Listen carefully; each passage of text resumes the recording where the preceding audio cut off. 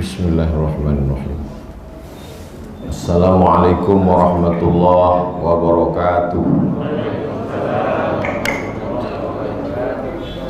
Alhamdulillah wassalatu wassalamu ala Rasulillah Sayyidina wa maulana Muhammad ibni Abdillah wa ala alihi wa sahbihi wa man tabi'ahu wa mawala. Subhanaka la ilma lana illa ma 'allamtana innaka antal alimul hakim. Rabbi syrah li sadri wa yassir li amri wa hlul 'uqdatam min lisani yafqahu qawli. Bapak-bapak, ibu-ibu, hadirin hadirat, insyaallah semua yang hadir ini dimuliakan Allah Subhanahu wa taala. Man shalla subha fi jama'atin, siapa yang salat subuh berjamaah, faka'annama shallal laila kullah, dapat pahala seperti salat sepanjang malam.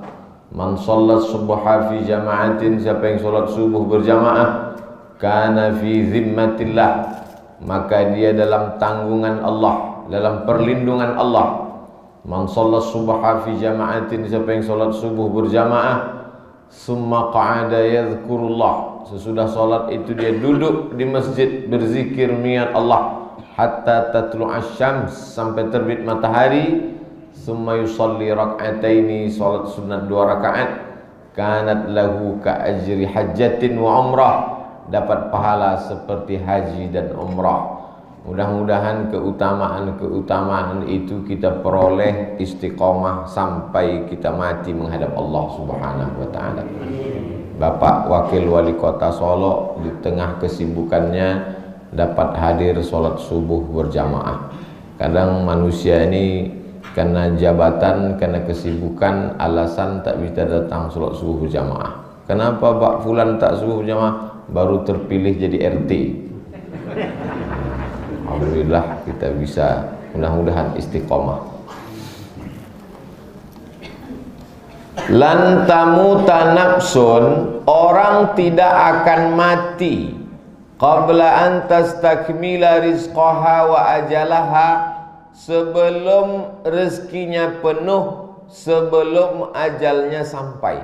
Itu akidah, itu keyakinan orang umat Islam. Lan, kalau la tidak, lan tidak akan, tamuta nafsun, tidak akan ada manusia yang mati qabla an tastakmila rizqaha, sebelum rezekinya penuh sempurna, wa ajalaha, sebelum ajalnya sampai. Jadi kalau begitu keyakinan umat Islam, maka insya Allah dia tidak cemas, tidak takut, tidak ragu. Kenapa? Karena kalau ada orang mati, itu berarti rezekinya sudah penuh dan ajal sudah sampai. Kalau sudah penuh rezeki, sudah sampai ajal, sedang ceramah pun mati, batuk pun mati, bersin pun mati. Tapi kalau belum penuh rezeki, ajal belum sampai, semua orang mengatakan mati, tidak mati. Ada dukun tobat, dukun tukang racun, bercerita dia meracun orang. Dia pergi ke rumah makan, dia pasang racun, sudah dipasang di tempat air minum, tumpah air minum itu, tak jadi diminum. Hari kedua dia pasang lagi, sudah dipasang racun, waktu mau diminum, tiba-tiba teleponnya berbunyi, tak jadi dia minum. Lah 2 kali dicubonya ndak jauh mati, nang ketiga ndak lah. Sebab apa? Sebab dia yakin ajal belum sampai. Setinggi-tinggi yang mampu dilakukan makhluk, kata Syekh Muhammad Mutawalli Asy'arawi, ulama besar Mesir, yang paling tinggi yang bisa dilakukan oleh makhluk adalah menepati takdir Allah Subhanahu wa taala. Jadi kalau ada orang mati, itu berarti rezekinya sudah penuh, ajalnya sudah sampai. Idza jaa ajaluhum, kalau ajal sudah sampai, la yastakhiruna sa'atan, tak dapat ditunda walau sesaat, walau semenit, walau sedetik. Wala yastakhirun, dan tak bisa pula ditunda walau semenit, walau sedetik. Itulah yang disebut dengan akidah, keyakinan. Kalau tidak, nanti umat Islam ini akan kacau balau, akan rusak akidahnya, akan menyalah-nyalahkan, akan berkalau-kalau. Kalau itu kunci setan masuk. Maka kalau ada berkata dalam pikiran kita sekali kalau, langsung ditutup dengan istighfar. Astagfirullah. Kalaulah dulu. Dek apa sebulan meninggal? Deknya ke mas haji. Coba kalau tidak ke mas haji batang. Yang tidak akan mati. Maka kita tetap ikut protokol kesehatan, tetap cuci tangan, tetap pakai masker, tetap jaga jarak, dan tetap dalam akidah ahlus sunnah wal jamaah. Ada akidah yang bukan ahlus sunnah, namanya akidah jabriyah. Jabriyah kata dia tidak ada itu usaha manusia, tidak ada al-kasbu wal ikhtiar. Tidak ada ikhtiar, terserah saja pada takdir Allah. Nah, ini bukan ahlus sunnah. Orang seperti ini tidak mau pakai masker. Kalau ditanyanya, mengaku tidak pakai masker, mati sudah takdir Allah. Ini bukan ahlus sunnah. Jadi ahlus sunnah pakai masker. Kalau ada bapak ibu tidak pakai masker, berarti jabriyah. Kalau ahlus sunnah ada usaha, ada ikhtiar. Sebaliknya lawan daripada kelompok Jabriyah ini adalah Qadariyah, Mu'tazilah. Awal namanya Qadariyah, karena tidak percaya kepada takdir. Rukun imannya 5 saja. Antu'mina billah wa malaikatihi wa kutubihi wa rusulihi wal yaumil akhir. Titik. Takdir tidak ada. Karena takdir itu akan membuat manusia lemah, malas, berpangku tangan, bersandar kepada takdir, menunggu rezeki turun dari langit. Bertolak belakang antara Qadariyah dengan Jabariyah. Sedangkan kita ahlus sunnah wal jamaah. Takdir tetap ada, tapi kita tak tahu takdir kita baik atau buruk.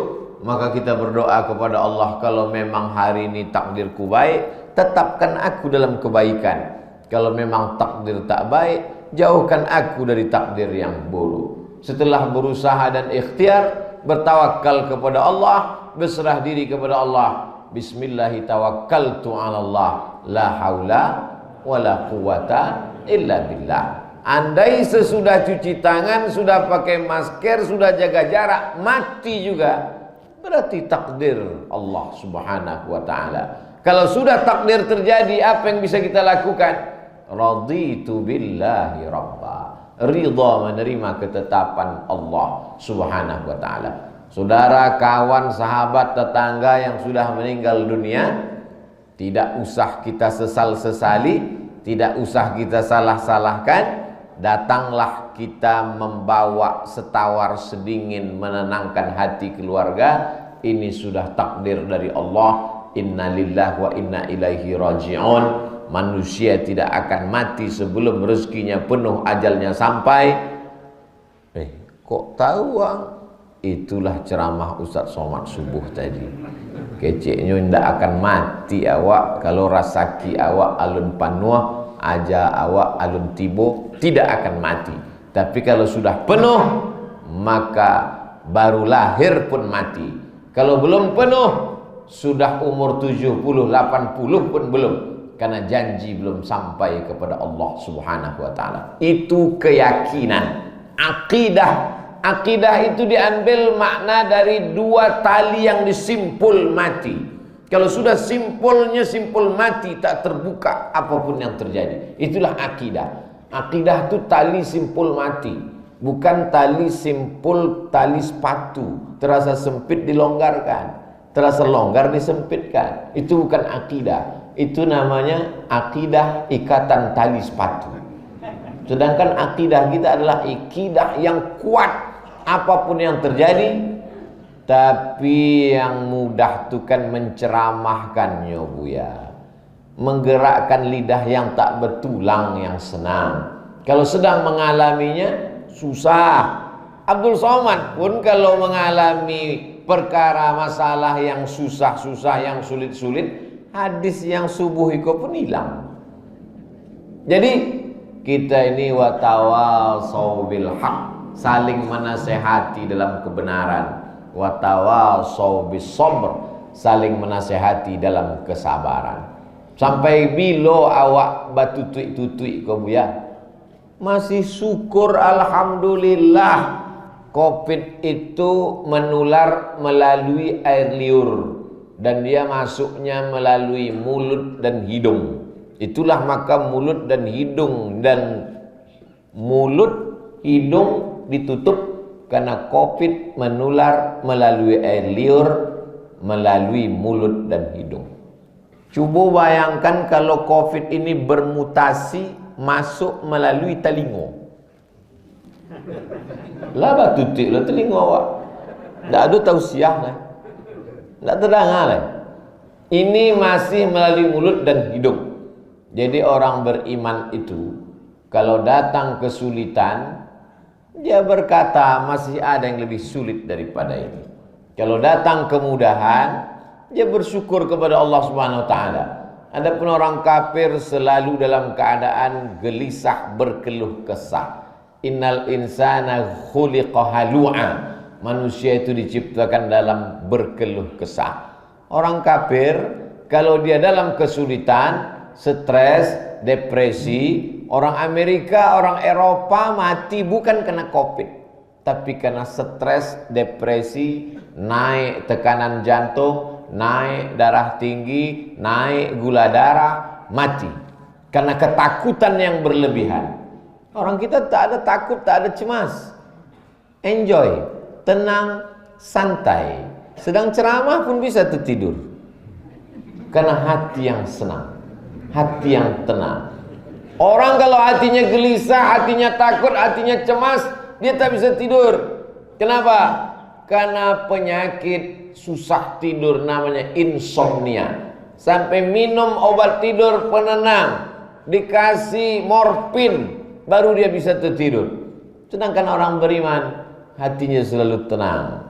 Kalau datang yang tidak menyenangkan hatinya, dia katakan qadarullah, takdir ketetapan dari Allah. Liya beluani, Allah sedang menguji aku. Aashkur, apakah aku bersyukur, am akfur, atau aku kufur kepada Allah Subhanahu wa taala. Banyak orang yang risau, ekonomi hancur, bisnis tumbang. Tapi apa yang terjadi? Tahun lalu kurban Yayasan Tabung Wakaf Umat 27 ekor. Tahun ini naik menjadi 31 ekor. Jadi dengan adanya Covid, kurban bertambah. Tapi duit turun. Tapi orang jadi takut mati. Sebab banyak orang mati, dia makin rajin bersedekah. Itulah logika yang tidak masuk dalam kepala pengamat ekonomi. Kenapa bisnis tumbang, justru kurban makin banyak? Perhatikanlah di beberapa masjid Bapak Ibu. Karena orang semakin takut mati, semakin menganggap, oh kaya pun kita, banyak pun duit, mati juga. Pejabat pun mati juga. Orang kaya pun mati juga.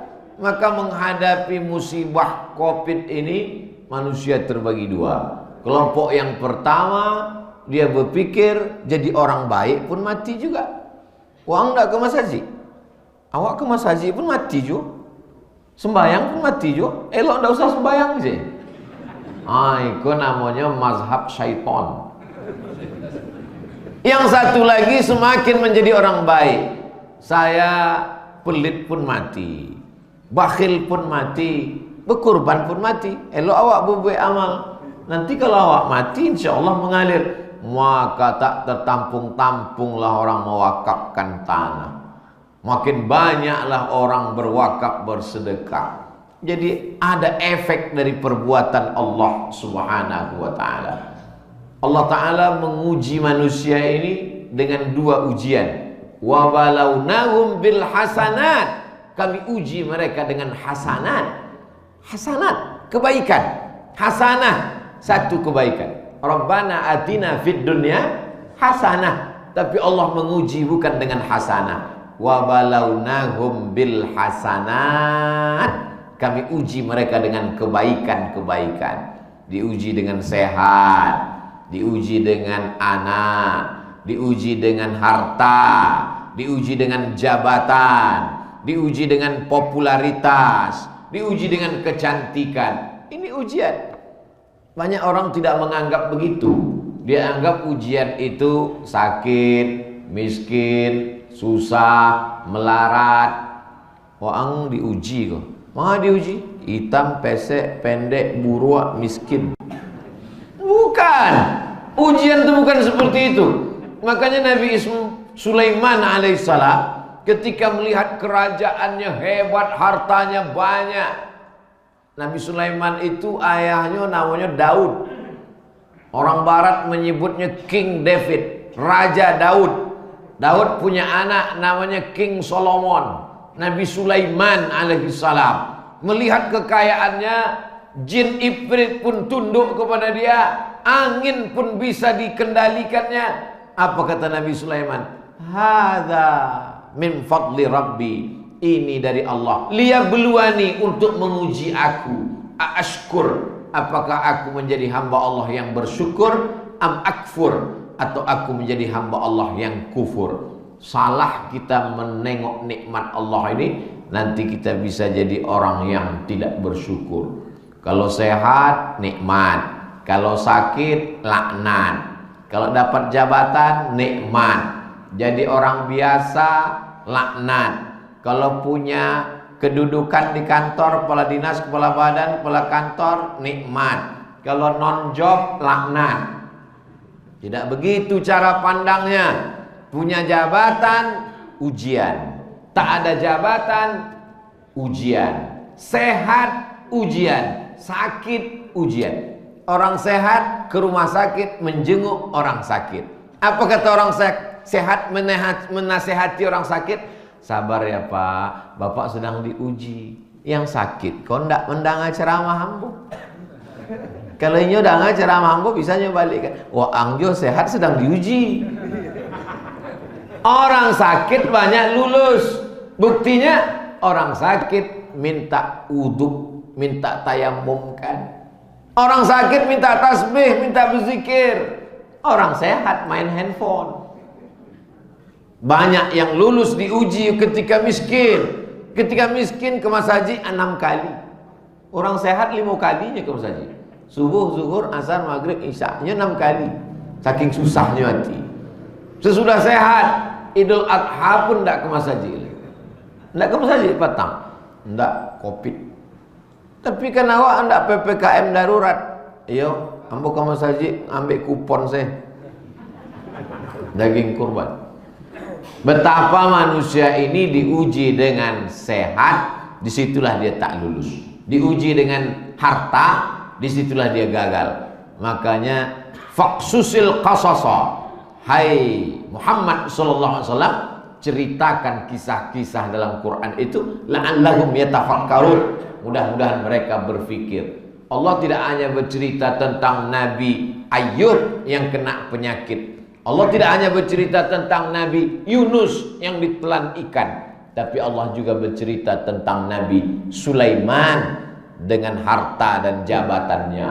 Allah juga bercerita tentang Nabi Daud dengan kekuasaannya. Sehebat-hebatnya Nabi Daud, seraja-rajanya Nabi Daud, kita disuruh mengikut puasa Nabi Daud. Yasumu yauman, puasa sehari, wa yuftiru yauman, makan sehari.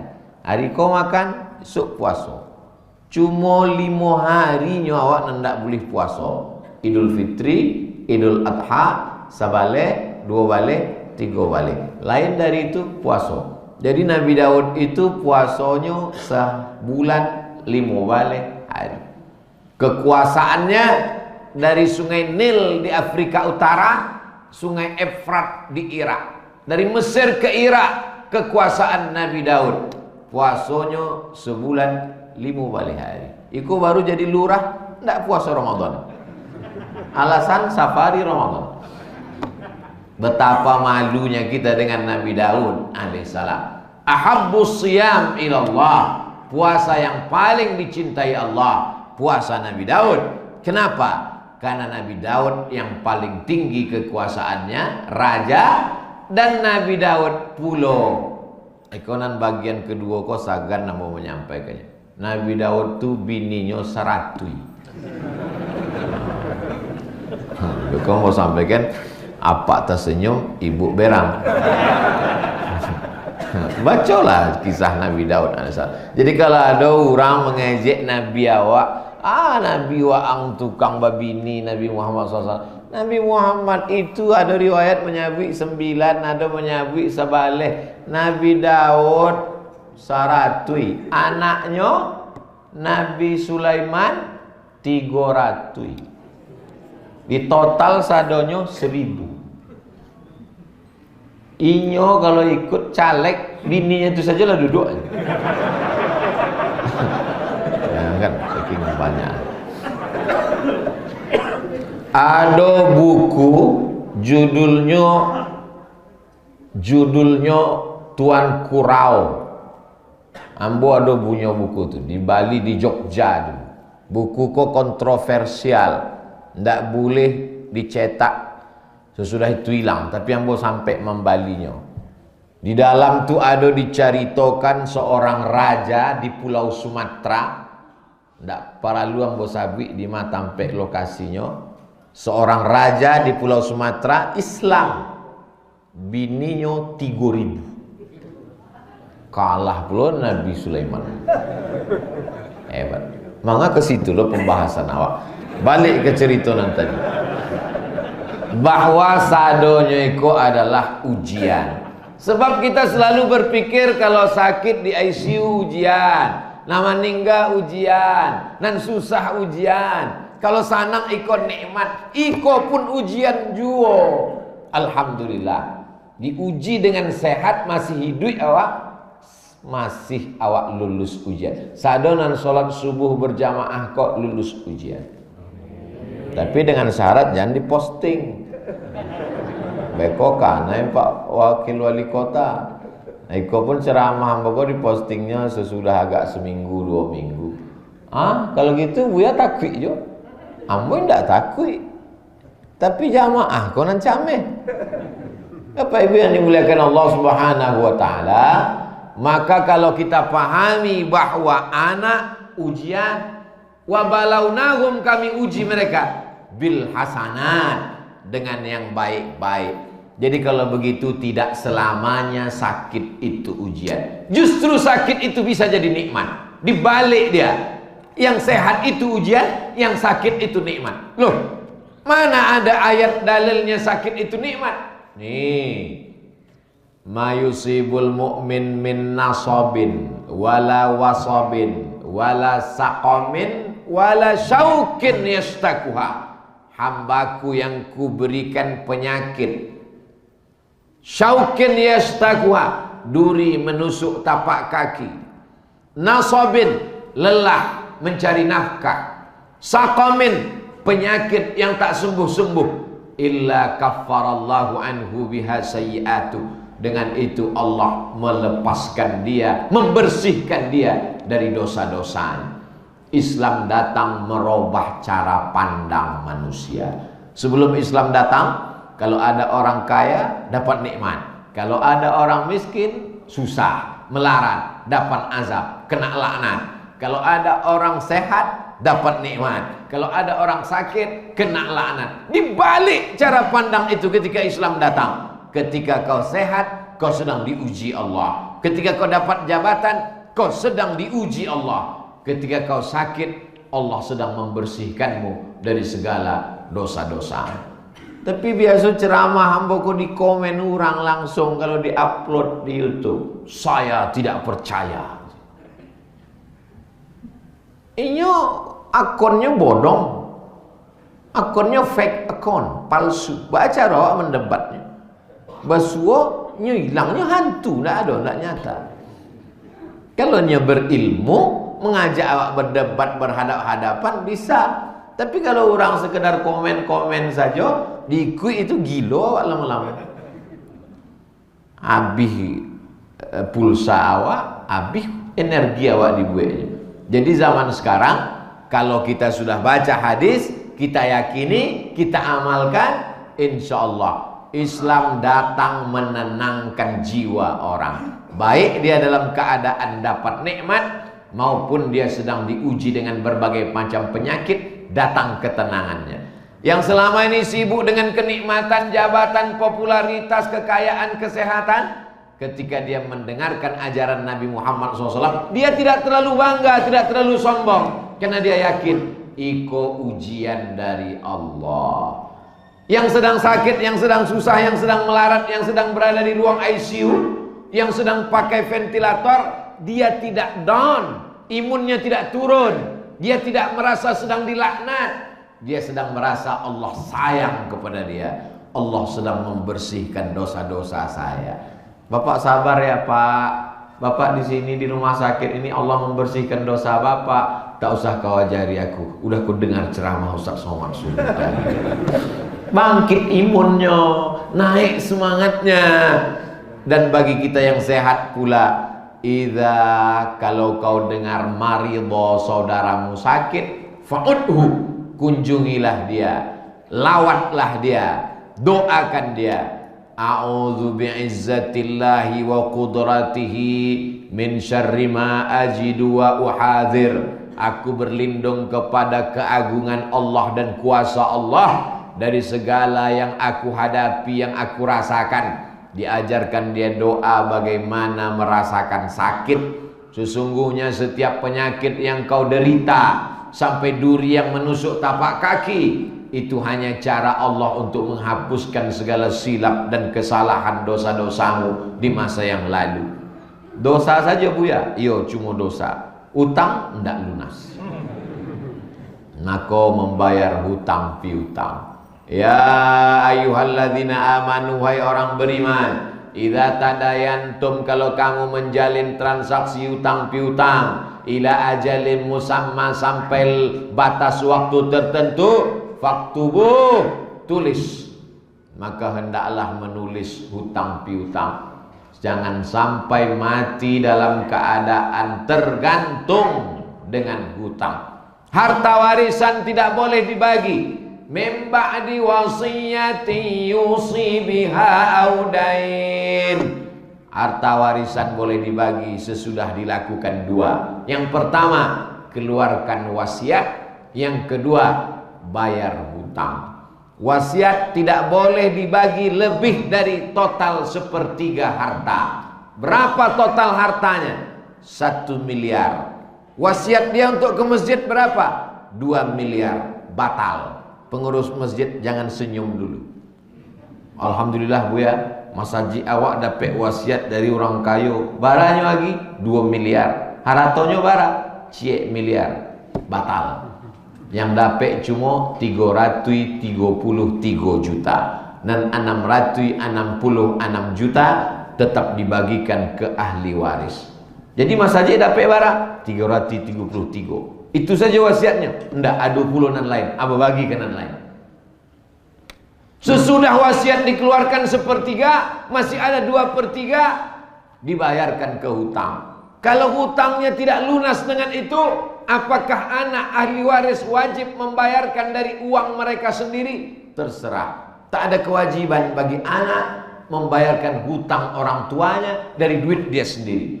Hutang dibayarkan dari warisan. Setelah warisan diambil dibayarkan ternyata masih kurang, terserah si anak. Kalau anak berbakti pada orang tua, dibayarkan. Kamu bayarkan hutang bapakmu. Ambo sebenarnya nio membayarkan hutang gaek kau Pak. Jadi kamu bayar? Enggak. Mangga bini ambo melarang. Apa boleh buat? Nio termasuk persatuan suami takwi bini. Enggak dibayarkannya. Tapi tak ada kewajiban. Tapi kalau engkau berbakti kepada orang tua, mereka sudah membesarkanmu dengan tetes peluh keringat dan air mata, menyekolahkanmu SD, SMP, SMA, S1, S2, S3, memasukkanmu bekerja, maka inilah kesempatan untuk membalas budi baik orang tua dengan membayarkan hutang-hutangnya.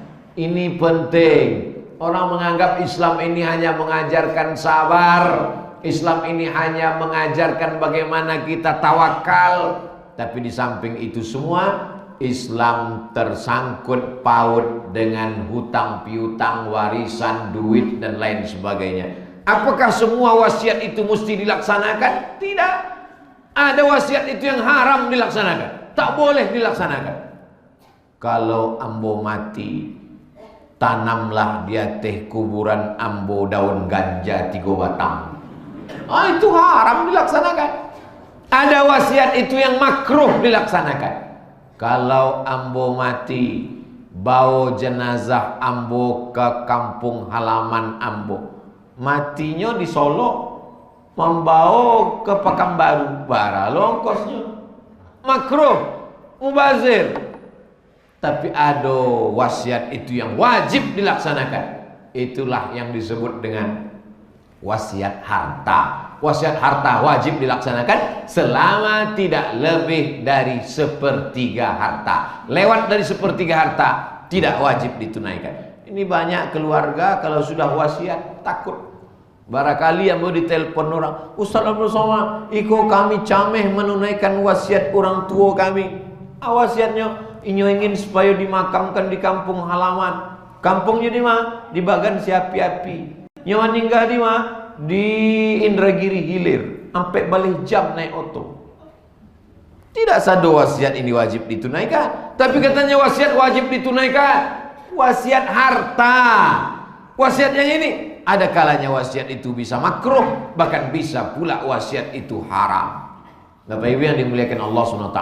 Jadi kalau kita mengaji, kita akan menulis wasiat yang baik-baik saja. Kalau aku meninggal nanti, kebun sawit yang 2 hektar di sana serahkan ke rumah tahfiz Quran untuk biaya operasional. Mantap. Alhamdulillah Ustaz Somad, berkat ceramah Ustaz, rumah tahfiz sekarang tidak lagi susah mencari dana karena banyak yang mewasiatkan kebun sawit. Alhamdulillah. Cuma masalahnya sawit kau bermasalah pula surek tanahnya Ustaz. Memang dek masalah tu lama kau diwakafkan. Memang tak masalah, tak kita diwakafkan orang. Uruslah. Bapak Ibu yang dimuliakan Allah Subhanahu wa taala. Islam mengatur dari mulai sabar masalah hati sampai masalah keuangan administrasi, sampai kepada masalah pendidikan anak. Maka kalau kita bingung menjalani hidup, balikkan kepada ajaran Islam. Ya ayyuhalladzina amanu, hai orang beriman, udkhulu fisilmi, masuklah kamu ke dalam ajaran Islam kafah, secara total dari A sampai Z. Pakailah ajaran agama Islam. Banyak orang berpakaiannya sudah Islam, masalah hatinya sabar, ridho, qanaah, tawakal, sudah Islam.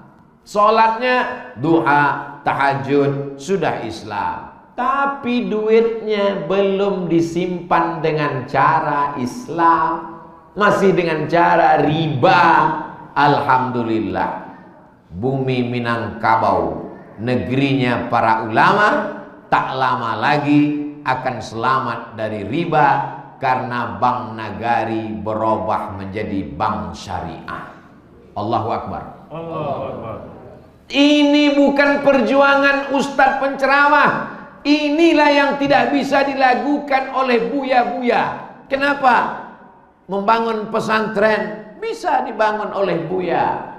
Salat tahajud, salat witir, salat duha, salat qabliyah, salat ba'liyah, baca Quran, baca Yasin, baca surat Al-Kahfi bisa dilakukan oleh ibu-ibu ama-ama.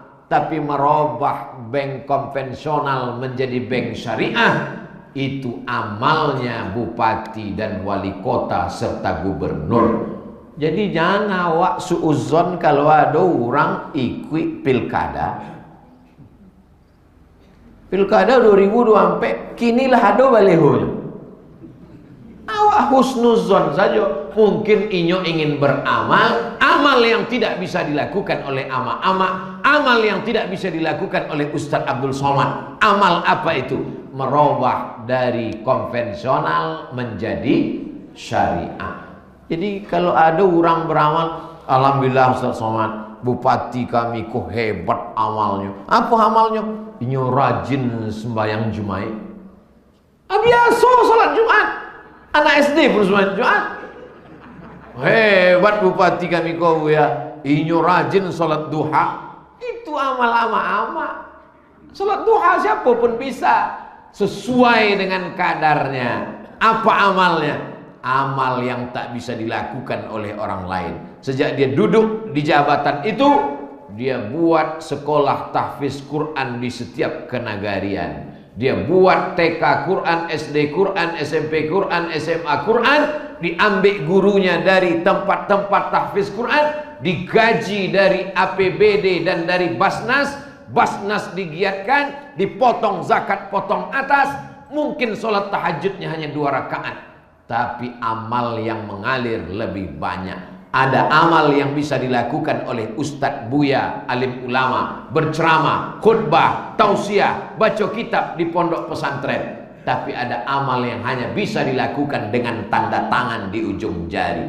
Semua beramal sesuai dengan kemampuannya masing-masing. Kalau begitu cara kita berpikir, insya Allah kita tidak sibuk mengurus amal orang lain. Kita berpikir apa amal yang sudah kita lakukan, mengisi hidup yang dititipkan Allah Subhanahu wa ta'ala. Bapak Ibu yang dimuliakan Allah, saya selalu berceramah mengajak kita berpikir apa yang sudah saya lakukan mengisi hidup ini. Tadi malam sampai ke kediaman saya disampaikan ini adalah rute ceramah terakhir Al-Mukarram Ustadz Tengku Zulkarnain dulu. Dari Diniah Putri ke Solo, habis Solo balik ke Pekanbaru, meninggal. Jadi mungkin orang nambah cerita kok ingin mengingatkan ambo bahwa kalau ambo lewat rute kok entah itu makasihnya Allah. Tapi yang jelas bagi ambo kematian itu, ambo memang menyangka mati itulah lama mati. Dulu ambo berpikir bahwa mati itu menunggu umur 63 tahun dulu. Tapi sesudah banyak sahabat-sahabat ambo meninggal, guru-guru, kawan-kawan, bahkan adik-adik meninggal, ambo tidak lagi menganggap bahwa mati itu mesti 63 tahun.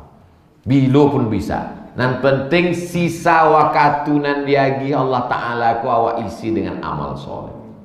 Awak isi dengan apa nan bisa awak buat lah.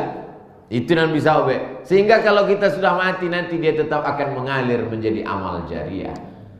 Mati pun kita dalam keadaan buat dosa, mati juga. Mati dalam keadaan sakau mabuk, pakai sabu-sabu, mati juga. Pezina mati, mati juga. Artis-artis yang belum taubat buka aurat mati juga. Orang baik pun mati juga. Fir'aun pun mati, Namrus pun mati, Musa mati, Ibrahim pun mati, Sulaiman pun mati. Orang baik mati, orang jahat mati. Bukan itu masalahnya. Masalahnya apa yang akan kita terima sesudah mati. Makanya di antara doa Buya, Allahumma ja'al qabrahu rawdatan min riyadil jinan. Jadikan kuburnya salah satu dari taman-taman surgamu. La taj'al qabrahu hufratan min hufarin niran. Jangan jadikan kuburnya salah satu dari lubang neraka. Ada kubur itu yang menjadi taman surga, tapi ada juga kubur itu yang menjadi lubang neraka. Belum masuk neraka, kuburnya sudah jadi lubang neraka. Syekh Ahmad Khatib Al-Minkabawi meninggal 1916. Orang Minangkabau yang jadi imam di Masjidil Haram 1916. Sekarang sudah 2021. Berarti dia sudah berada di alam kubur 105 tahun. Jadi 105 tahun di dalam alam kubur itu bisa jadi taman surga. Sudah di taman surga selama 105 tahun. Artinya apa? Umur hidup di dunia sebentar, di alam kubur lebih lama. Kitab yang selalu dikaji di pondok-pondok pesantren Ihya Ulumuddin Imam Al-Ghazali meninggal 1111. 1100 sabale. Kini sudah 2021. Berartinya sudah meninggal 1000 tahun lebih. Sementara inyo hidup cuma 50 tahun. Awak hidup 50 tahun, tapi di alam kubur bisa 100 tahun, bisa 200 tahun, bisa 1000 tahun. Berpikir untuk yang panjang, mengisi waktu yang pendek supaya menjadi amal jariah. Siapa saja yang membunuh hari ini, besok pagi, semalam, dosa pembunuhannya tetap mengalir kepada Kabil. Karena Kabil lah yang mengajarkan membunuh pertama kali. Itu namanya multi level marketing. Yang pahalanya indah akan putih kalau awak berbuat baik. Siapa saja orang Minangkabau yang beramal soleh, berbuat baik, maka sekian persen pahalanya mengalir kepada Syekh Burhanuddin. Karena jauh-jauh dia datang dari bumi Minangkabau, menjumpai orang pertama yang menerjemahkan Quran ke dalam bahasa Indonesia, Syekh Abdul Rauf As-Singkili di Singkel. Dari pantai barat Pulau Sumatera, namanya Abdul Rauf As-Singkili, balik dari Makkah, datanglah si Pono namanya belajar Islam, lalu dia balik menyebarkan Islam, mengalir pahalanya sampai hari ini. Berpikir apa kira-kira yang amal kita buat mengalir. Kami kuama-ama bu ya, bukan bupati, bukan wali kota, bukan ustadz, tidak bisa ceramah. Amal laponan kami buat supaya mengalir pahala. Ajar anak ibu AAA, bataba, batata, batasa, basaba. Ajarnya baca Iqra. Dari maghrib ke isya. Kini anak-anak tidak bisa mengaji online sadonyo, tidak bisa masuk sekolah karena PPKM, belum bisa masuk kelas, duduk di rumah. Dari maghrib ke isya suruhnya hafal surat-surat pendek, wadduha, alam nasrah, izaja, kulhu, kuliah, kul Allahu ahad, kul falaq, rabbin nas, dibacanya dalam sholat. Luruskan bacaan Al-Fatihahnya. Mengajar Al-Fatihah, ibu mengajar anak ibu Al-Fatihah.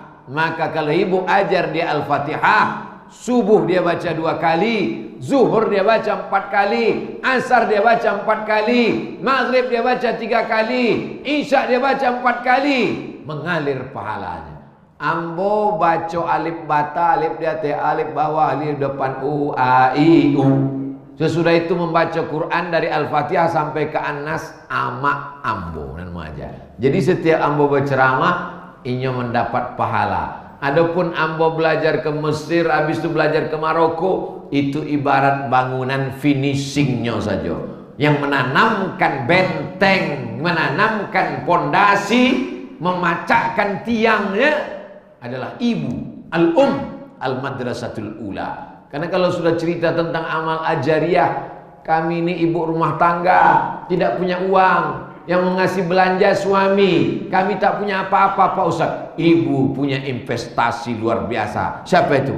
Anak-anak ibu, cucu-cucu ibu. Adapun bapak-bapak, mereka punya uang banyak. Tapi jangan silap, kadang bapak ini uangnya banyak, tapi yang megang ibu juga. Maka ibu bisa punya amal yang amat sangat banyak, mengalir luar biasa. Bapak Ibu yang dimuliakan Allah Subhanahu wa taala, di tengah ujian penyakit wabah virus ini, imun mesti ditingkatkan. Karena kalau ceritanya nanti pengajian ini cerita mati sakit, mati sakit, mati sakit, imun turun, iman turun, Covid kuat. Tapi katanya tidak akan mati. Memang tidak mati, cuma setengah mati. Saya ingin kita bangkitkan semangat. Apa yang bisa kita lakukan kita buat, maka insya Allah itu bisa menolong diri sendiri, menolong keluarga, umat dan bangsa. Jangan lupa matahari sudah terbit. Awak di Solo maghribnya jam berapa? 6:30. Setengah 7. Jadi kalau ingin sholat sunat isyraq mudah saja. Jam berapa maghrib, itulah sholat isyraq. Jadi kalau beko maghribnya 6.5 balik, 6.5 balik awak isyraq. Kalau kini 6.30, 6.30 awak isyraq. Beda isyraq sama duha bu ya. Kalau isyraq ada 3, sholat subuh berjamaah, duduk berzikir mengingat Allah sampai terbit matahari. Kalau awak solat sunat di masjid namanya isyraq. Isyraq terbit matahari. Tapi kalau tidak ada nanti kok namanya duha. Solat subuhnya di rumah jam 60 tuh. Kemudian indah ada membaca-baca zikir. Kemudian indah menunggu matahari terbit. Solat sunatnya namanya solat duha. Bagi pegawai yang masuk ke rajo jam 7.30 khawatir beko terlambat di kantor, maka inyo solat duha jam 6.30 setengah 7 sah.